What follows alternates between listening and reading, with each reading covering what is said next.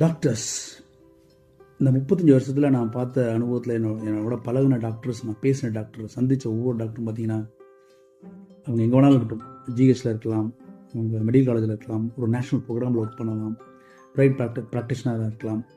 இப்படி எல்லாருமே பார்த்தீங்கன்னா, அவங்க எல்லாருமே 99% என்ன சொல்ல முடியும், கிளாஸ் டாப்பர்ஸ், ஸ்கூல் டாப்பர்ஸாக இருப்பாங்க. அப்படிப்பட்ட டாக்டர்ஸாக நான் பார்த்துருக்கிறேன். ஏன்னா அவங்க தான் டாக்டராக முடியும். ஒரு காலத்தில் படிச்சுக்கிட்டே இருக்கக்கூடிய ஒரு தன்மை உள்ளவங்க தான்.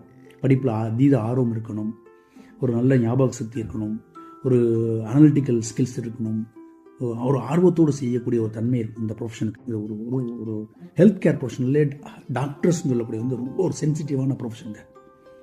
மனிதனை நேசித்து செய்யக்கூடிய ஒரு வேலை. அதுக்கு இந்த மாதிரி குவாலிட்டிஸ் எல்லாமே படிச்சுக்கிட்டே இருக்கணும் லைஃப் லாங். நீங்கள் ரிட்டையர்டாகி வீட்டில் உட்காந்து ப்ராக்டிஸே பண்ண சும்மா உட்காந்தாலும் உங்கள் சொந்தக்காரங்க வீட்டு பக்கத்தில் இருக்கு எல்லாம் வருவாங்க, ரிப்போர்ட் எடுத்துருவாங்க, என்ன பண்ணு எதுவுமே கேட்பாங்க. அப்போ ஒரு அப்டேஷன் நாலேஜ் இருந்துக்கிட்டே இருக்கணும். படிப்பு லைஃப் ஃபுல்லாக. இப்போ யார் படிப்பா? 1ஆம் கிளாஸ்லேருந்து 12ஆம் கிளாஸ் வரைக்கும் படிச்சுக்கிட்டே இந்த ஸ்கூல் டாப்பராக இருந்தால் அவங்களால அந்த ப்ரொஃபஷன் வந்து நல்லா பண்ண முடியும், பெர்ஃபெக்டாக பண்ண முடியும். ஆனால் இப்போ இந்த நீட்டுன்னு ஒன்று வந்ததுக்கப்புறம் பார்த்தீங்களா, யார் வேணாலும் டாக்டர் ஆகணும் நிலைமை வந்ததுக்கப்புறம் அவன் படிப்பில் ஆர்வம் இருக்கோ இல்லையோ, அவனுக்கு ஞாபக சக்தி இருக்கோ இல்லையோ, அவனுக்கு ஹெல்த் கேர் ப்ரொஃபஷனில் ஆர்வம் இருக்கோ இல்லையோ, ஏன்னா அந்த ப்ரொஃபஷனில் வந்து நோயாளி, ரத்தம், சதை, மருந்து, டெட்டால் ஸ்மெல்லு, ஒரு நோயாளியுடைய பிரச்சனைகள், அவனோட லைஃப் ஸ்டைல், இது அவனோட புலம்பல்கள், இதையெல்லாம் கேட்டு அதை ரசித்து அதுக்கு பதில் கொடுக்கக்கூடிய, தீர்வு கொடுக்கக்கூடிய ஒரு தன்மை அந்த மருத்துவருக்கு இருக்கும். பொறுமையும் அமைதியும், அந்த நாலேஜ் எல்லாமே இருக்கும்.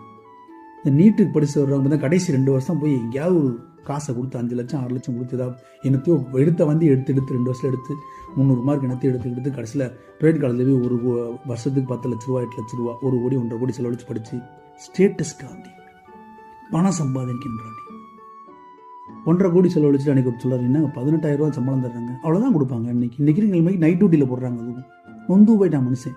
1.25 கோடி செலவழிச்சிருக்கேன் சார் ப்ரைவேட் காலேஜில் படித்து 18,000 ரூபா சம்பளம். அவன் எம்டி படிக்கிறதுக்கு திருப்பி காசு கேட்குறான் சார் 7 லட்ச ரூபா, அழுகிறார். தயவு செய்து அவனுக்கு ஆர்வம் இருக்கணும். டாப்பராக வந்து நல்ல 600 மார்க் எடுத்து கவர்மெண்ட் காலேஜில் படிக்க வைங்க. அதுதான் உண்மை. நான் ஏற்கனவே பல வீடியோவில் சொல்லியிருக்கேன். கவர்மெண்ட் காலேஜில் படித்தாதான் நல்ல எக்ஸ்பீரியன்ஸ் கிடைக்கும். அங்கே படித்தாதான் நல்ல டாக்டராக வர முடியும். நோயாளி வலியை புரிஞ்சுக்கிறது தான் டாக்டராக இருக்க முடியும். அவனுக்கு ஆர்வம் இருக்கணும். இந்த நீட்டுன்னு வந்ததுக்கப்புறம் அதெல்லாம் இல்லாமல் போயிடுச்சு. 100 வருஷத்துக்கு முன்னாடி 50 வருஷத்துக்கு முன்னாடி வீட்டில் போய் ட்ரீட் பண்ணுவாங்க. அதே மாதிரி இன்னொரு 10 வருஷத்தில் வந்து வெறும் நீரோபியன் இன்ஜெக்ஷன் போடுறதுக்கு 50 ரூபாய்க்கு டாக்டர் வீட்டுக்கு வரக்கூடிய சூழ்நிலை வருமானு தெரியல. நல்ல சிந்தனைகளை விதைப்போம், நம்பிக்கை வளர்ப்போம்.